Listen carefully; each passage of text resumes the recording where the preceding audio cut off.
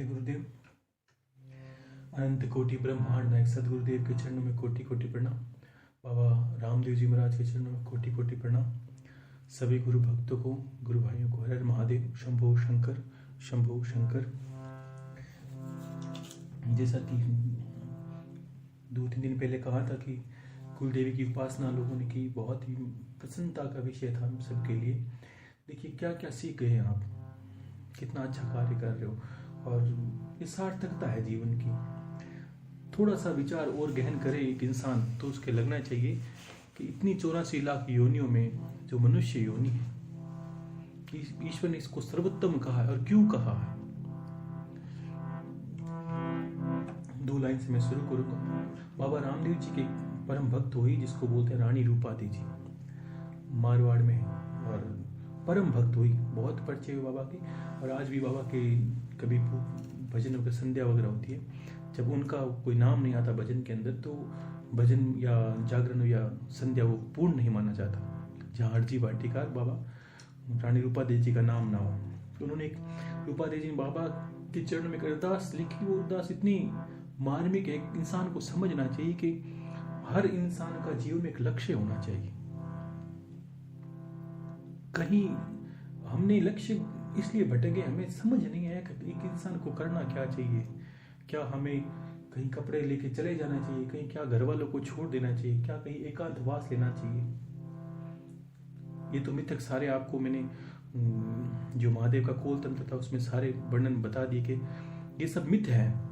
ईश्वर को पाने की ये सारी कलाएं मिथक है जो घर से निकल जाए, ऐसा कुछ नहीं। रविदास जी से संत इस पवित्र भूमि पर हुए जो नित्य अपना कार्य करते और ईश्वर की प्राप्ति की। उनकी शिष्य मीराबाई हुई जिसको जगत पूजता है। उसके गुरु कैसे थे, रविदास जी। अपना कार्य करते, चमड़े के जूते बनाते, और मीराबाई जैसी उनकी शिष्य थी। और गुरु की तीव्रता भी, कहीं नहीं गए, जाने की आवश्यकता नहीं, ज्ञान तो भीतर का विषय है। तो रानी रूपादेवी जी ने कितनी मार्मिकता में कुछ लाइनें बाबा के चरणों में अर्पित की थी कि रानी रूपादेवी जी के पति थे रावणमाल जी। देखो हर घर में कभी न क्या होता है, कोई सब एक मति से चले ये संभव नहीं है कि भाई सब एक इंसान बुद्धि से चले। घर वालों को काफ़ी दिक्कत होती है कि कभी कोई लगता है हम गुरुदेव भक्ति करते हैं तो पतिदेव नहीं करते, कोई पतिदेव करता है तो कहीं पत्नी नहीं करती, कहीं बच्चे कहने पर नहीं चलते। इसका अर्थ ये समझिए कि सब हम अपनी बुद्धि से चलाना चाहते हैं, ऐसा नहीं होता। हर घर में सारे भक्त हो ये तो कोई ईश्वर की कृपा ही हो सकती है, ऐसा संभव नहीं है। लेकिन अगर आप एक बार में ये सोचें कि आप किसी के नहीं हो और कोई आपका नहीं है, सोचिए, इतना सोचे कि मुझे ईश्वर ने बनाया है, इस धरती पर भेजा है, और सिर्फ अपने आप को सोचे कि दुनिया में मैं अकेला हूं और भगवान ने मुझे एक कार्य दिया है, एक जन्म दिया है, मुझे क्या करना चाहिए। ईश्वर ने ऐसा तो नहीं कहा कि तू धरती पर जा और मेरी खोज करने लग। अगर मनुष्य जन्म दिया है तो कुछ सोच समझ के दिया, तो आपको लगेगा हजारों क्या सारी संख्या में जो मनुष्य है, कहीं धर्म के अंधी दौड़ है, कहीं किसी को लेकर वर्चस्व है। धर्म को तो मैं कुछ कहूंगा नहीं, क्योंकि एक मात्र धर्म ऐसा विषय है। दुनिया क्या करती है, लोगों के कमजोर हिस्सों को पकड़ लेती है। लोगों को लड़ाना संभव नहीं है, अन्यथा हम किस को लड़ा दें। लेकिन एक धर्म, एक मंदिर, एक मस्जिद, एक गुरुद्वारा, एक चर्च, ये ऐसी जगह है, इसके नाम लेके आप कितने लोगों को मरवा सकते हो। और बड़े बड़े राजनीतिज्ञों को ये पता है कि इंसान की कमजोर की नस है धर्म। और सब अंतर में एक बार कोई, चाहे आप राम के भक्त हो, चाहे कृष्ण को, चाहे किसी देवता को, लेकिन अंतर में सोचिए, क्या ये वही भूमि है? भगवान ने जगत बनाया, उसने जाति पाति नहीं, ये तो हमने बनाई। उसको इतनी पीड़ा होती है, कोई किसी समाज की स्त्री अगर दुखी हो तो उससे इतनी ही पीड़ा होती है। कोई हमारे समाज का हो, चाहे किसी भी समाज का हो, जाति से, ईश्वर को उतनी ही पीड़ा होती है दर्द में। हमने ऐसे मित्र बना ली, वो गंदे हैं, क्योंकि हमारे मस्तिष्क में किसी ने कुछ डाल रखा है धर्म को लेकर। वैसे भी लोगों के दिमाग में भी डाल रखा है। ये जल्दी से पता नहीं चलता कि हम करना क्या चाहते हैं और करते क्यों हैं। एक मंदिर के पीछे झगड़ते हैं, एक मूर्ति के पीछे झगड़ते हैं। लेकिन ईश्वर ने ये सिर्फ प्रारूप इसलिए बनाया ताकि इंसान को समझ में आ जाए कि भाई मेरा ऐसा अस्तित्व है। कहीं तो अनजान को भी ऐसा लगे कि मेरा ठिकाना है, वह मंदिर है, तो मस्जिद है, कोई गुरुद्वारा है। इसलिए बनाया, इसलिए नहीं बनाया कि इसके पीछे लड़के मर जाए। मूर्ति में जब तक हमारे अंदर द्वैत रहता है तब तक मूर्ति में भगवान है। हमारी ऐसी भावना है, होनी भी चाहिए। पवित्र भावना है कि कंकर कंकर मानते हैं शंकर शंकर। मैं आपकी हर बात को, मैंने एक बार किसी ने प्रश्न किया था, मुझे पता है, मैं उसको भूल गया था। गुरु भाई जी ने काफी समय पहले पूछा था कि गुरुदेव सब कुछ शिव में है तो सब अलग अलग क्यों है। मैंने कहा ऐसा नहीं, मैं आपकी हर बात को शिव पे खत्म कर सकता हूँ। मैं आपकी हर जिज्ञासा को शक्ति में खत्म कर सकता हूँ, चाहे आपने कौन सा भी ज्ञान हासिल किया है। आप कहोगे मैं कृष्ण को पूजता हूँ, मैं कहूँगा नहीं, आप सिर्फ महादेव के भक्त हो। आप कहोगे नहीं गुरुदेव, मैं तो भगवान कृष्ण की मूर्ति को पूजता हूँ। मैं फिर कहूँगा आप मूर्ख हो, आप शिव को पूजते हो। आप कहोगे कैसे, मेरे पास इसका उत्तर है। एक शब्द है कंकर कंकर शंकर शंकर। ये सारी सृष्टि शिव में है, जो दिखता नहीं है, जो कण कण में है। अगर कंकर कंकर शंकर है तो मुझे ये बताइए मूर्ति किससे बनी है। आप कोई गुरुद्वारे में मानते हो, कोई मजार को मानते हो, कोई समाधि को मानते हो, वो बनी किससे है।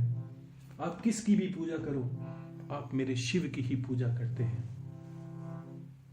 आप उसके अंदर से कोई भी शक्ति निकल के आती है, चाहे वो कृष्ण की है, चाहे वो राम की है, चाहे किसी जिस भी देवता को मानते हो, जिस भी संत को मानते हो, उसमें जो शक्ति निकल कर आपका कार्य करती है वो मेरी आदि शक्ति जगदम्बा माँ है। उसमें शक्ति आएगी, यही कहोगे आप कि ये गुरु की शक्ति है। ये शक्ति का जहां नाम आएगा, इसका मतलब आप उस संत को जो आपका कार्य करेगा, चाहे वो राम है चाहे कृष्ण है, शक्ति के बिना वो भी नहीं कर सकता। कुछ भी बनाए आप, आपने प्रकृति से कण भी उठाया है, वो शिव में है। मैंने क्या कहा, कंकर कंकर शंकर शंकर। इष्टों के भी इष्ट, महादेव के इष्ट। आप राम को मानते हो, राम किसको मानते हैं, राम तो मर्यादा पुरुषोत्तम है, उनके आराध्य और आदि देव महादेव है। और ये उन्होंने साबित कर दिया रामेश्वर शिवलिंग बनाकर। आप कृष्ण को मानते हो, कृष्ण के परम आराध्य शिव है। आप सभी देवी देवियों को मानते हो, सारी देवियों के आराध्य महादेव है। आप सब नाथों को मानते हो, किसी भी पंथ का है, सब पंथ वहां जाके खत्म हो जाते हैं। तुम हो नाथ सभी की दूरी, और तुम बिन साधना कैसे पूरी। ऐसे परम प्रताप, और बोलते कुछ नहीं।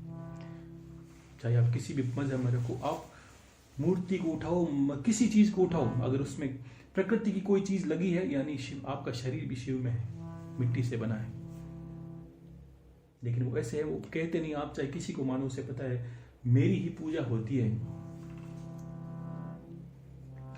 तो उन्होंने शिव क्या है, शिव ऐसे हैं जो प्रलयंकारी है और दया के सागर हैं। खुद कुछ नहीं रखते, सब कुछ दे देते हैं। सब देवताओं में बड़ी विकटता है। महादेव का नाम क्यों, महादेव क्यों पड़ा, इसलिए पड़ा कि वो देते हैं। और देते किस, सामान्य देवता या हर कोई देवता एक मनुष्य को दे सकता है, जीव जंतु को दे सकता है, और जहां देवों को भी जाके भीख मांगनी पड़े, ऐसे है महादेव। सोचिए कि जिसका नाम महादेव है वो छूटे नहीं। परम आराध्य, परम में, ये सृष्टि शिव में है, इसलिए शिवत्व शब्द आया, शिव तत्व है। शरीर दो इस चीजों से चलता है, जिसको आप शक्ति बोलते हो, कुंडली शक्ति का नाम बोलते हो, या जो भी नाम लेते हो आप, तो शक्ति का अर्थ है शक्ति। और जो शक्ति सहस्त्रहार में मूल आधार से होकर सहस्त्रहार शिव में मिल जाती है, वो इंसान परम चैतन्य हो जाता है। तो इसका अर्थ ये, आपके अंदर कुंडली शक्ति है कि है गुरुदेव, और सहस्त्रार में शिव है कि है गुरुदेव, तो शरीर भी शिव में ही है। लेकिन भोले हैं, चापलूस नहीं, होशियार नहीं, दिमाग नहीं लगाते। प्रेम में, प्रेम के हैं भोलेनाथ। जिसमें प्रेम है वो ले जाए।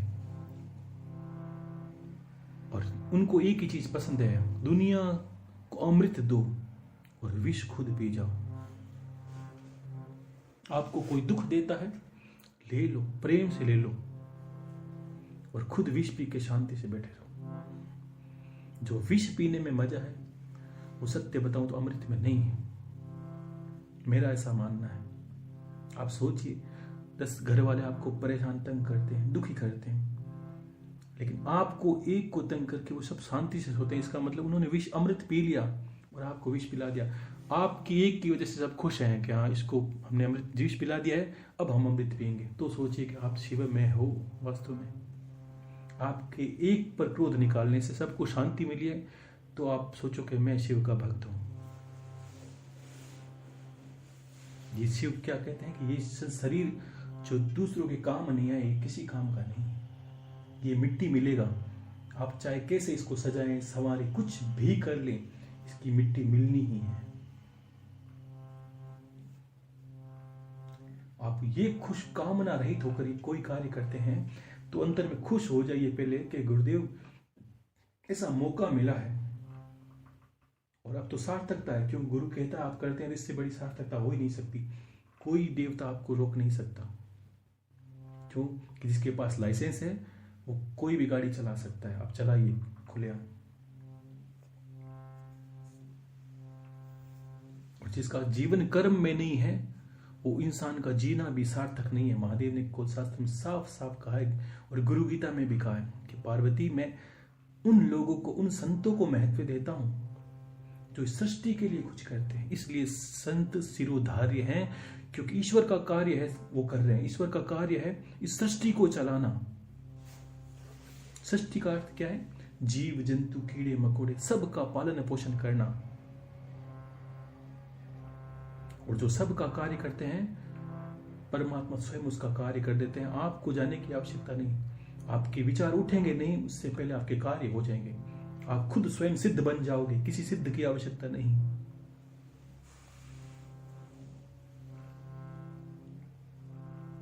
अपने कंधे बड़े रखिए, लोगों को पालने की हिम्मत रखिए, लोगों के लिए कुछ करने की हिम्मत रखिए। सीमित दायरा मत बनाइए। मैं, मेरे 2 पुत्र, मेरा परिवार, मेरे माँ बाप, ये तो सीमित दायरा है। ये तो कितनी सामान्य बात है। अगर कुछ करना ही है तो भुजाओं को बड़ा कर लीजिए और दुनिया के लिए कुछ कर गुजरिए।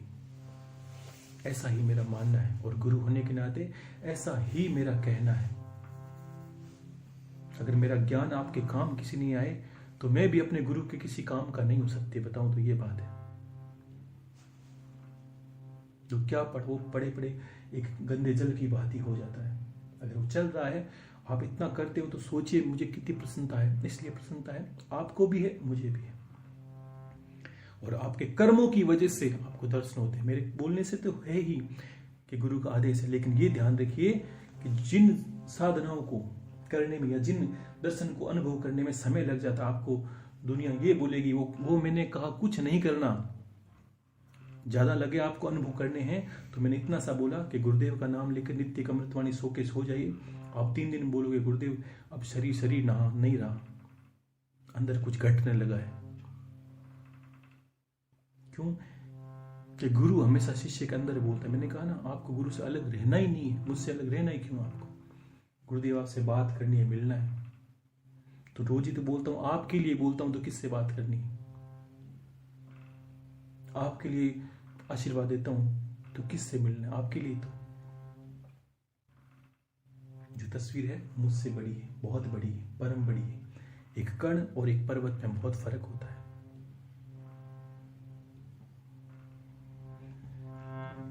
तो विषय पे आता हूं। रानी रूपादेवी जी कैसे भाव रखकर बाबा को, देखो कितनी पवित्र भक्ति। इन शब्दों को सुनने पर समझ जाएंगे आप कि इंसान के जीवन को जीने की सार्थकता क्या है। बहुत प्रश्न है आपके, लेकिन कुछ चीजें ऐसी है जो जिसको खाने, जैसे कोई चीज खाते हैं तो कभी चबाना पड़ता है, कभी गले को पानी पीना पड़ता है, लेकिन ये जो बता रहा हूं ये पानी की भांति गले से उतर जाएगा।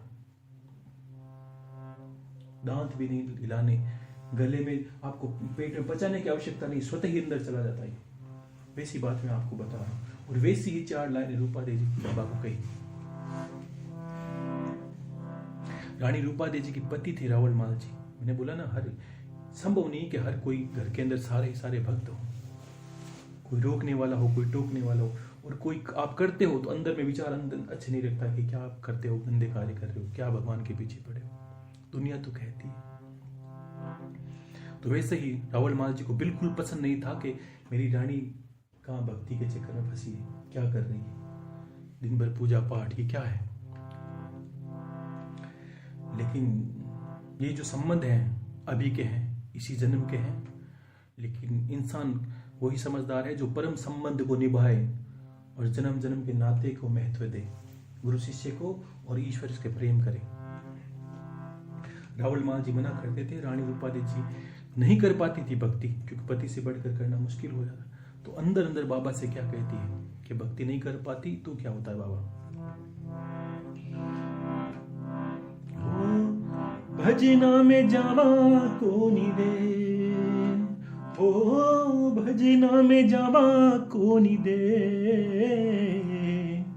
आछी परनाही नुगरा माल ने ओ म्हारा राम, साची परनाही रावल माल ने ओ म्हारा राम, हो भजना में जावा कोनी दे, हो भजना में जावा कोनी दे, अच्छी परनाही नुगरा माल ने ओ म्हारा राम, साची परनाही रावल माल ने ओ म्हारा राम।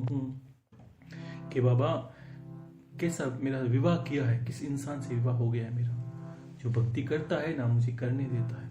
लेकिन उसको नहीं कहती, उसके लिए तो पतिव्रत नियम निभाती है। लेकिन शिकायत तो इंसान को, आपको कुछ होगी तो आप तो मुझे ही करोगे या गुरुदेव को करोगे या भगवान को करोगे। उनको कहने की आवश्यकता नहीं, अंतर अंतर शिकायत करती। और कहती क्या है, भगवान अगर मेरा ये जन्म हुआ है किस काम का, मनुष्य हूं, भक्ति नहीं कर सकती, धर्म कर्म नहीं कर सकती, तो क्या करूं।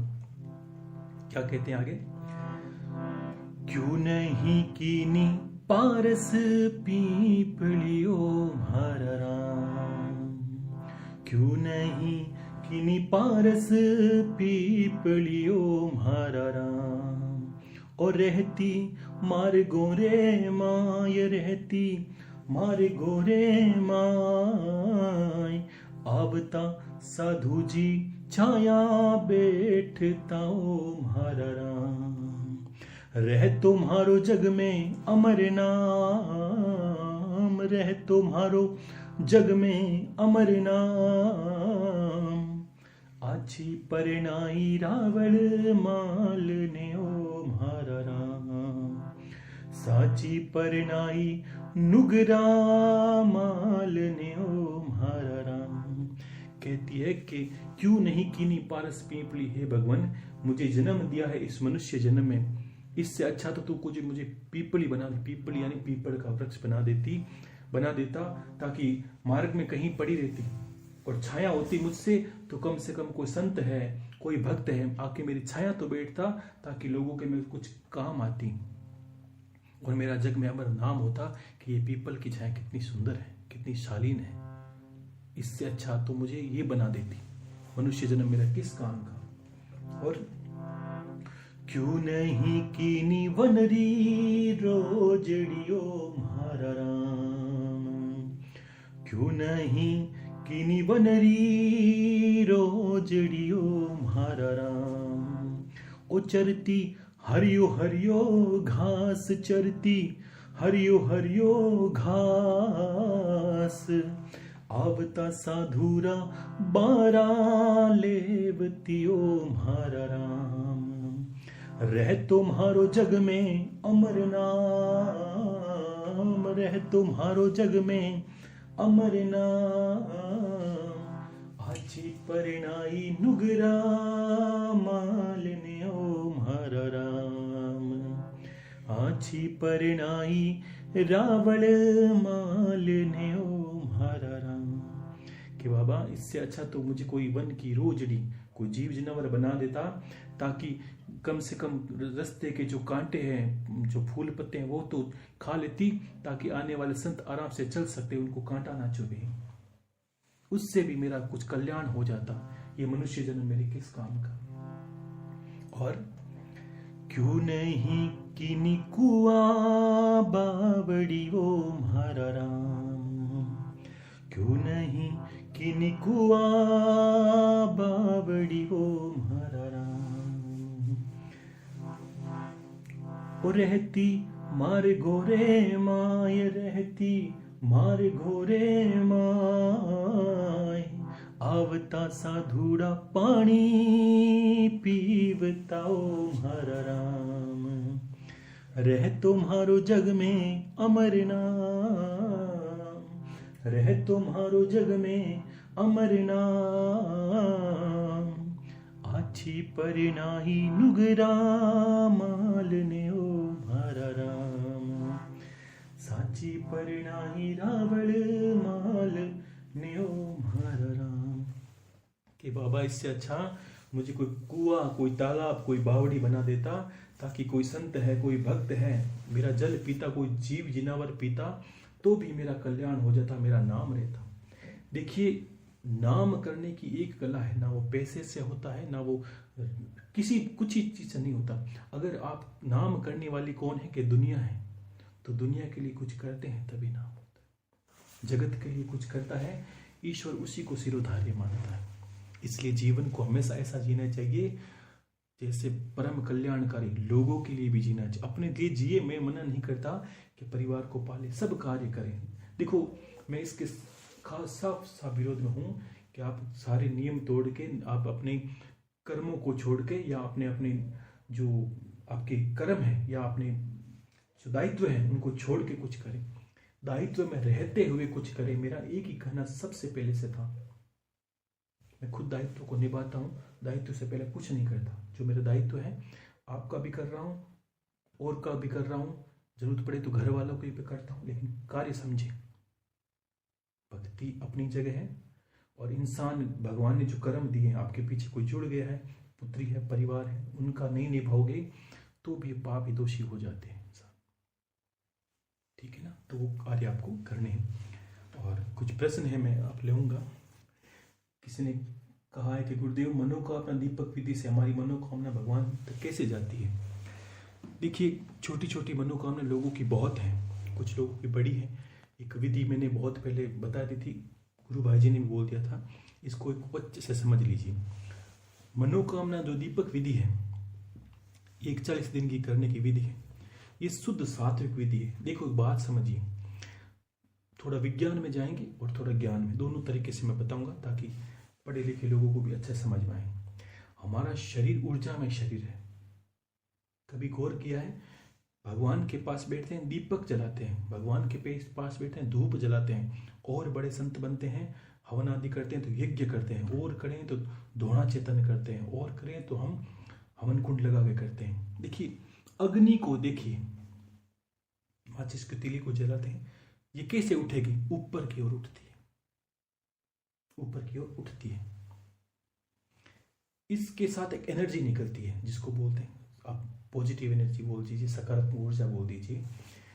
अब देखिए, एक बात बोलिए, घर में आपने कोई अग्नि का उपला जलाया, उस पर थोड़ा सा कपूर रखा, कपूर जो थोड़ी दूर में खुशबू दे रहा है, वही कपूर थोड़ी सी देर में उस धुएं के साथ मिलते ही चारों तरफ खुशबू देते हैं। वैसे ही जब हम पवित्र दीपक जलाते हैं, दीपक एक सूक्ष्म में हवन विधि है, ध्यान रखना। जब हम इसके अंदर कपूर डालते हैं तो कपूर से जो एनर्जी निकलती है पॉजिटिव, और देवता को स्थान है पॉजिटिव, उनका संबंध ही पॉजिटिव ऊर्जा से है, सकारात्मकता है। उस दीपक को करने के बाद आपको उसके पास कुछ देर तक बैठना है, और अपनी सारी भावनाएं हमेशा ऊपर उठती है, ठीक वैसे ही जैसे अग्नि ऊपर उठती है। और उस अग्नि और भावनाओं के मिलने से हमारी जो भी मनोकामना है और हमारे इष्ट के पास पहुंचती है। इष्ट का अर्थ, दीपक करना किसको है गुरुदेव? करना उसको है जो आपका इष्ट है। और कुल देवी इतना दिन आपने पूजा की, नवरात्र की, आप कुल देवी को सारी चीजें के लिए दीपक कर सकते हैं। गुरुदेव का नाम लेकर कुल देवी के सामने 41 दिन का दीपक करें, आपकी मनोकामना पूरी होगी ही होगी, अगर आपने भक्ति सच्ची की है तो। ऐसा नहीं कि कुल देवी के सामने कभी दीपक ही नहीं किया, गुरुदेव रोना रोते हैं, गुरुदेव मेरा तो ये हो जाए तो ठीक है, मेरा ये हो जाए, मेरा वो हो जाए, और हाथों से कुछ करना नहीं है। गुरुदेव यहां से मंत्र फूंक दो, मेरा काम हो जाए, ठीक है ना।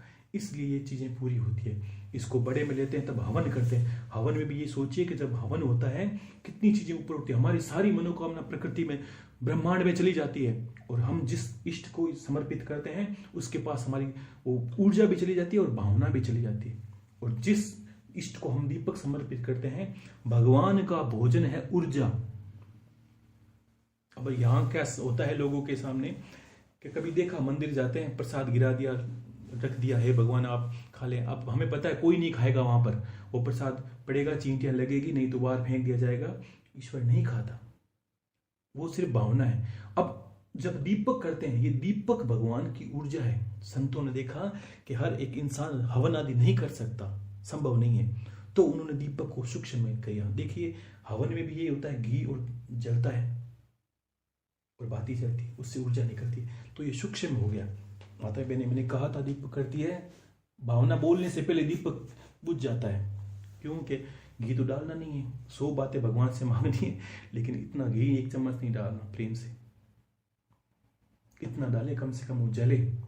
बाती मैंने बता दी कितनी, बाती तो सब लोग करते हैं, मैं बहुत खुश हूँ कितनी अच्छी बाती बनाते हैं कलावा से, इसलिए हमारी मनोकामना पूर्ण होती है। इष्ट को कर सकते हैं, और कुल देवी, कोशिश करें कुल देवी को अर्पित करें वो दीपक। आप कुल देवी की भक्ति करते हैं तो कुल देवी को अर्पित करें, और आप मानिए 100 में से 100% आपकी मनोकामना पूरी होगी, अगर आपने भक्ति सच्चे मन से की है। देखिए अधिकार किसका होता है, अगर किसी देवता को आपने तन मन से बहुत पहले पूजा है, उनकी आराधना की है, तो उनका स्वतः हक बन जाता है आपकी, और वो दीपक आपकी मनोकामना उसके पास पहुंचा देता। ये आपके गुरु का आदेश है, आशीर्वाद है, पहुंचा देगा। लेकिन आपने भक्ति कैसी की है, उसके अनुसार आपका कार्य होगा। गुरुदेव मैंने तन मन से नवरात्र में सारा किया है, तो चिंता मत करिए, करके देखिए, काम हो जाएगा। बस ये बात आप कहने की आवश्यकता नहीं है, जो बोल। अब मैं नहीं जानता कि आपने कितने मन से भक्ति की है, ठीक है ना, तो आपकी वजह से दीपक आपकी कामना का पूरी करता है, समझ गए। और ये किसने प्रश्न किया, गुरुदेव संत अलग अलग रंग के कपड़े क्यों पहनते हैं। देखो ये कोई नियम नहीं है, किसी भी तरह के कपड़े पहन सकते हैं, कोई जरूर नहीं है कोई संत लाल पहनता है। अपने गुरु के बताए अनुसार कैसे कपड़ों में नहीं रखा, आप नंगे घूमेंगे तो भी भगवान को प्राप्त कर लेंगे, आप कैसा कपड़े पहन के भी प्राप्त कर सकते हैं।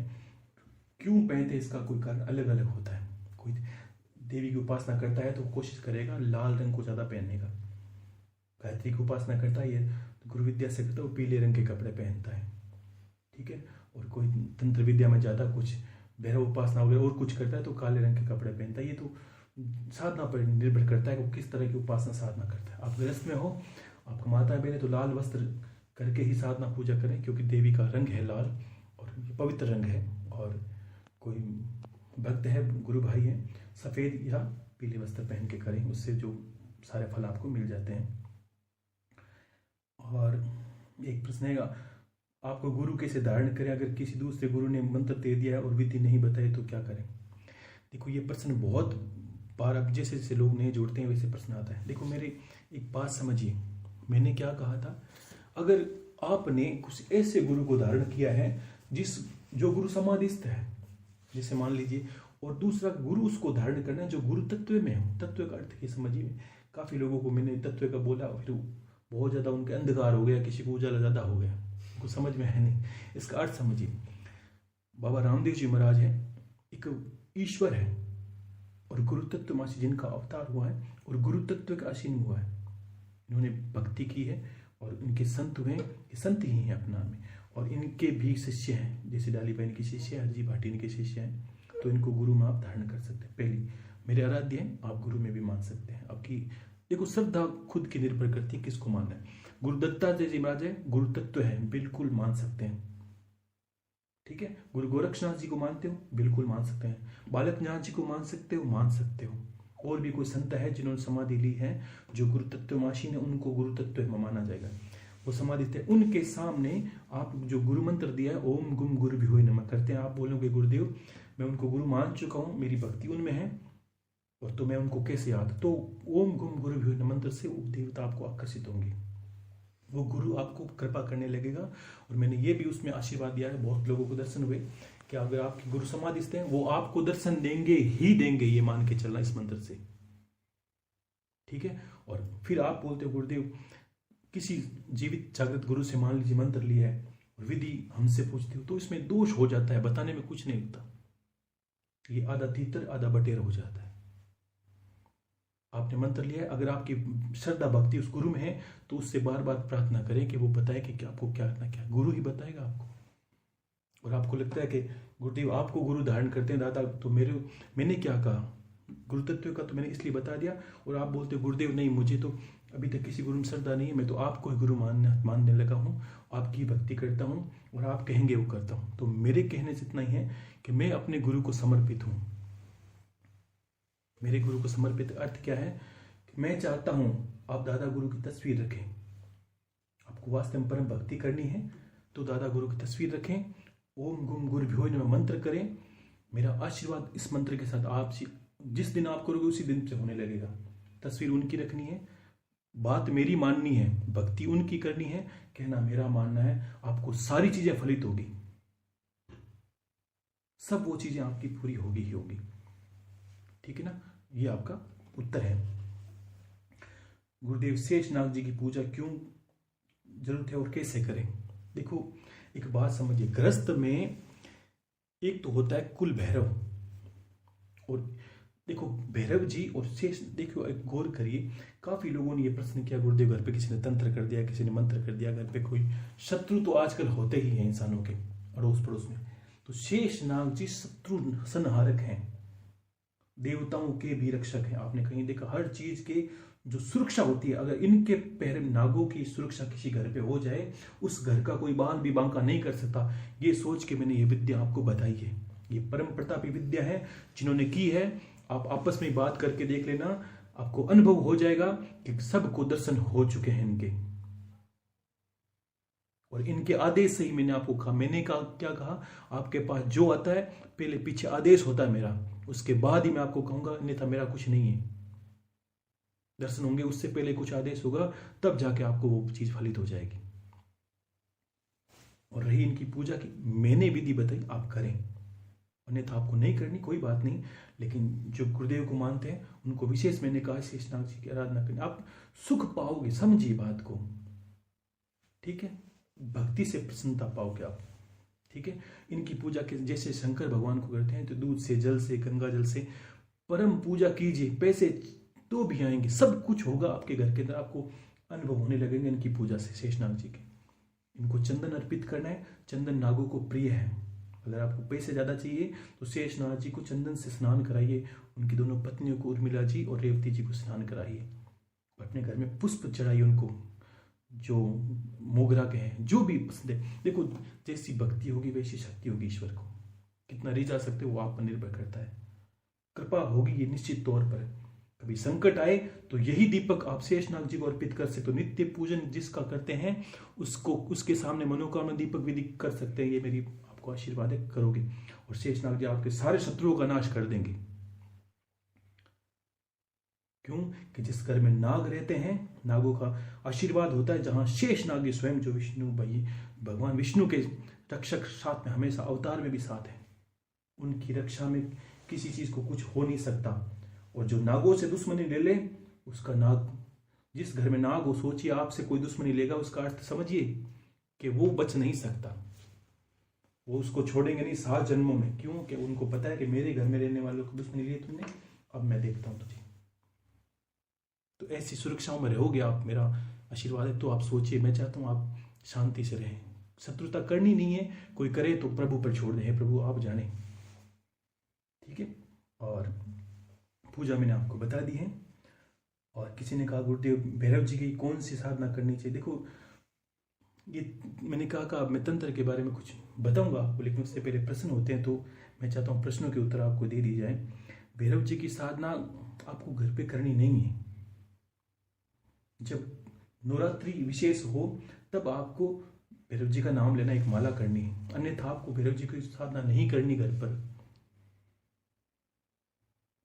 ठीक है ना। भैरव तांडव का स्तोत्र करने मात्र से देवी प्रसन्न हो जाती है और भैरव जी आने की आवश्यकता नहीं, उन पर कृपा होती सदा। और कुछ लोगों ने कहा गुरुदेव नित्य पूजा में आपको शेषनाग जी का स्तोत्र पढ़ना है, भैरव तांडव पढ़िए, कुल देवी की एक माला करिए, एक गुरु मंत्र की माला करिए, एक देवी का कवच जो आपकी कुल देवी आपके घर बैठी है, एक माला और एक कवच आपको नित्य करना है। इतनी सामान्य विधि करें तो 15-20 मिनट आधा घंटा में आपकी हो जाती है। उसके बाद आपकी क्षमता आप बार बार नहीं पूछोगे, आपकी क्षमता मुझे नहीं पता आपके पास कितना समय है। अगर मैं बोलूँ 10 माला करनी तो आपके पास समय नहीं होगा, एक के पास वो एक बने। अपनी सामर्थ्य से ये चीजें करनी है, एक एक करोगे तो भी। और आपको लगे मुझे समय ज्यादा है गुरुदेव मैं करूंगा, तो आप पे निर्भर करता है। ये विधियां सबको बता दी, गुप्त नवरात्रा सबको बता दिया है, जो दर्शन नवरात्रा है वो भी आपको पता है। अपनी बुद्धि से आगे चलते चलिए, सब काम होंगे, कुछ भी नहीं रहेगा शेष। और जो साधना वगैरह हो करनी नहीं है, मैं तो नहीं बताऊंगा घर पर, लेकिन ज्ञान आपको जरूर दूंगा कि किस तरह होती है। जो आप दुनिया करती है वो है नहीं, जो तांत्रिक बने फिरे हैं वो तांत्रिक भी नहीं है। तंत्र का अर्थ कुछ अलग है, शिव कुछ अलग है। तंत्र को जानेगा तो पहले तन को जानेगा, और मंत्र को जानेगा वो पहले मन को जानेगा, और इन दोनों को जानने के लिए उसको पहले यंत्र को जानना पड़ता है। ये तब तक वो कोई तांत्रिक नहीं है। ठीक है, वो आगे मैं कहूंगा आपको। और किसी ने कहा गुरुदेव माला हमेशा एक ही रखनी। देखो मैं एक आपको आने वाली, अभी नहीं कहूंगा, आने वाली एक आपको जो भी अमृतवाणी होगी, ठीक है, उसमें आपको बताऊंगा कि माला एक रखने से क्या फायदे हैं। कुलदेव की उसी से करनी है, गुरु मंत्र की उसी से करनी है, जो भी मंत्र करो उसी माला से करनी है। माला को किसी को छूने नहीं देना है, माला खुद सिद्ध होती है।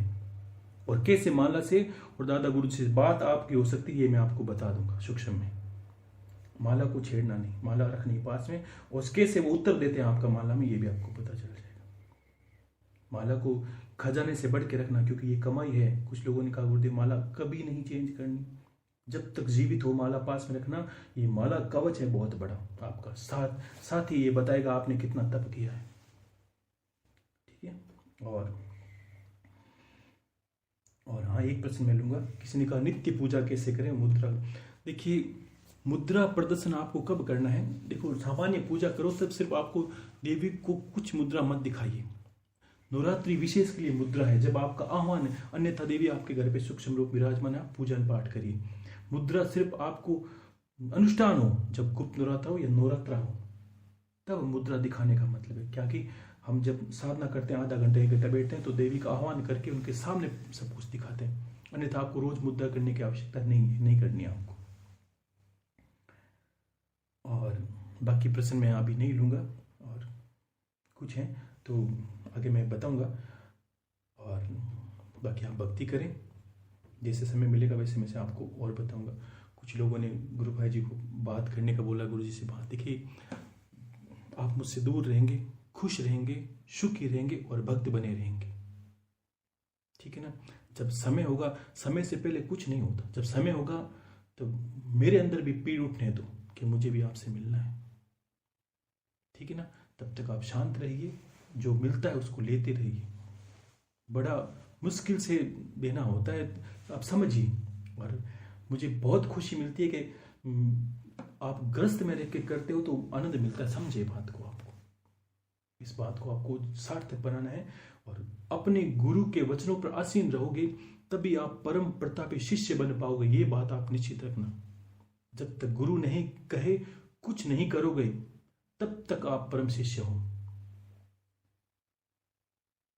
निस्वार्थ कहता हूं, और निस्वार्थ आपको करना है कि जब तक गुरुदेव आपका आदेश नहीं होगा कुछ नहीं करेंगे तभी तो शिष्य हो। शिष्य और क्या, गुरु के इधर जाना है कि नहीं गुरुदेव इधर चला जाऊं, तो आप अपने खुद गुरु हो, आप खुद स्वयं जगत गुरु हो, आपको मेरा कोटि कोटि प्रणाम। ठीक है ना। आपको गुरु की आवश्यकता नहीं है, क्योंकि आप तो बड़े ज्ञानी हो। आपको गुरु से क्या करना है, ऐसे गुरु आपको नहीं चाहिए। और जिसको सहज जो कक्षा में एक प्रश्न था, किसी ने गुरुदेव कैसे पता चले कि हम कक्षा में आगे बढ़ गए। देखिए, जो कल थे आज नहीं हो, इसका अर्थ आपने कक्षा पार कर ली। जो आपके अज्ञान अपने खुद को मत थे कि गुरुदेव बहुत चीजें जाने, बहुत पता हो रहा है और हर दिन लग रहा है आज कुछ नए, तो वो कक्षा ही पार हो रही, पात्रता बढ़ रही। शांति से चुपचाप बैठ रहने से पात्रता बढ़ती है। इसको एक शिक्षक की बात ही समझ सकते हो। क्लास में जो बोलता है वो कुछ नहीं पा सकता, और जो शांति से सुनता है उसे सब पता चल जाता है, क्योंकि ये गुरु की जिम्मेदारी है कि जो परीक्षा है उससे पहले सारा उसका सिलेबस पूरा हो जाए। यानी जब तक आपका ईश्वर से मिलन हो तब तक आपको पता होना चाहिए ये कार्य ऐसा है, ये कार्य ऐसा है। जो करने का आदेश दिया है वो करना है। ग्रस्त सबसे बड़ा है, आप गुरु की भक्ति करें, आप कुल देवी की भक्ति करें, दो से जीवन सफल हो जाता है। सर्वोत्तम पूजा विधि वो आपको पता है। बहुत जब शुरू किया तब इतने प्रश्न थे, गुरुदेव घर पे कोई तंत्र लग रहा है, ये मंत्र लग रहा है, और ये मैं बार बार नहीं कहूंगा, इतना ही कहूंगा, जिन्होंने कर्म किया है, जिन्होंने हवनादि की है, नित्य पूजा पाठ किए, कुलदेव की उपासना की है, घर पे नवरात्र किए हैं, वो कोई एक प्रश्न करते गुरुदेव मेरे अभी तक घर का समाधान नहीं हुआ, और वास्तव उसने किया है सच में बोलकर, तो मैं उसके घर पे आके ही उसका काम करूंगा, जाइए मैं ही घर पे आके साधना करूंगा आपके। अगर किया है तो आप खुद जानते हो गुरुदेव अंदर में सब शांति है, क्योंकि जिस घर में देवता का हवनादि नित्य अगर छोटा सा हो जाए, और जिस घर में सोच सकते हो, विचार कर सकते हो, जिस घर में कुलदेव विराजमान रहे, गुरुदेव विराजमान रहे, और साक्षात शेषनाग जी घर के आगे द्वारपाल बनकर रक्षक रहे, उस घर की सीमा को कोई बड़ा सा बड़ा लांग नहीं सकता। देवता भाव पे टिके होते हैं, भाव नहीं तो उनके कदम पीछे टिक जाते हैं। क्यों? आप सबसे पहले यही भाव पे हो कि गुरुदेव, अगर संशय हो इसका अर्थ क्या है कि आपको गुरु पे विश्वास नहीं है, और जिस दिन आपको गुरु पे विश्वास नहीं होगा, गुरु भी आपके पास नहीं होगा। और देवताओं में ऐसी होती है कि 100 लोग भक्ति करते हैं, 10 को कृपा मिलती है। कारण क्या? 10 को परम विश्वास है कि ईश्वर मुझे तू ही देगा, और देना ही पड़ेगा, क्योंकि जब तक मैं तेरी शरण नहीं छोड़ूंगा, तो उसे लग जाता है कि इसको मुझ पे अटल विश्वास है, मुझे इसका कार्य करना ही पड़ेगा। आज इस द्वार कल उस द्वार भिखारी की बात ही, तो उसे लगता है कि इसका कुछ नहीं हो सकता। कर्म करें, भक्ति करें, सब अच्छा होगा। गुरु पे विश्वास रखें, साक्षात जो परमेश्वर आपके घर पे बैठे उन पे विश्वास रखें। जो धरती को धारण किए रहे शेषनाग जी स्वयं आपके घर पर बैठे हैं, उनकी पूजा नित्य करते हो, तो उन पे विश्वास रखो कि प्रभु आपकी पूजा किए, आपका भक्त दुखी है, ऐसा कैसे हो सकता है? तो दुखी नहीं रह सकते, भाव से खेलिए उनके साथ, उनको रिझाइए। करना इतना सा तो करना है आपको, बस सब मिलता है। भाव ही तो नहीं है, कहीं जाते हैं जल्दबाजी में गए, तोड़ फोड़ करके फटाफट आ गए, गुरुदेव ये पूजा हो गई, ये पूजा की है, शरीर से की है, मन से नहीं की, ना भाव से की है, तब तक कोई मान्य नहीं। तन से बड़ा मन और मन से बड़ा भाव। पहले तन से करेंगे तो कुछ नहीं पाएंगे, मन से करेंगे तो भी नहीं पाएंगे। तन और मन और भाव को मिला दीजिए, सारे काम पूरे हो जाए। तन को समर्पित रखिए, मन को एकाग्र रखिए, और भावनाओं से ईश्वर से जुड़ जाइए, आपके कार्य सार्थक होंगे ही होंगे। ऐसा कोई कार्य नहीं जो देवता नहीं करते। ऐसा नहीं कि आपकी बात वो अनसुनी कर देते हैं, आपकी बात पहुंचती नहीं है। आपको ये समझना है कि ऐसा नहीं कि दादा गुरु सुनते नहीं, आप पहुंचा नहीं पाए, कमी आप पे रह गई। मन से माने उनके सामने, हाँ गुरुदेव मुझे संशय था अभी तक, इसलिए मेरा कार्य नहीं हुआ। मन से माने अपनी गलती को, हे गुरुदेव आज तक मैंने आपने बताया मैंने कर्म नहीं किए, सिर्फ मांग ही मांग रहा हूं। भगवान पहले लेता है, राजा बलि से छोड़ सोचिए, सबसे पहले लेता है। जो अटल चलता है उसकी परीक्षा, यानी उसको पहले उसको ले लेता है, उससे सब कुछ देखता है ये कितना पक्का है। इसी को ईश्वर की परीक्षा का है। पढ़ना चाहते हैं गुरुदेव लेकिन परीक्षा नहीं देना चाहते, तो आप पढ़ाई मत कीजिए, आपके लिए पढ़ाई नहीं है। आशीर्वाद है। हर हर महादेव। शंभु शंकर, शंभु शंकर।